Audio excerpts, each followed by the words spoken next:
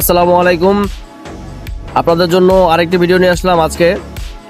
এই ভিডিওতে দেখানোর চেষ্টা করছি আপনাদেরকে, যারা বাইকাররা আছেন তাদের বাইকের মূলত সময় দেখা যায় যে আপনাদের বাইকের অয়েল সেল নষ্ট হয়ে যাওয়ার পরে সামনে থেকে দেখা যায় অয়েল সেল থেকে অয়েল পড়তেছে। তো আপনারা সঠিক নিয়মে অয়েল সেল লাগাতে চাইলে আমাদের লোকেশনে আসতে পারেন। আমরা খুব অল্প খরচে অয়েল সেল লাগানোর চেষ্টা করি। তো দক্ষতার সাথে খুব সুন্দরভাবে আপনার অয়েল সেলটা সেট আপ করে দিতে পারবো গ্যারান্টি সহকারে। তো দেখতে পাচ্ছেন যে আমরা অলরেডি এই সকাপটাকে খুলে সম্পূর্ণভাবে ওয়াশ করে নিয়েছি। ওয়াশ করার কারণে আপনার সকাপের ভিতরে পুরাতন কোনো ময়লা থাকবে না।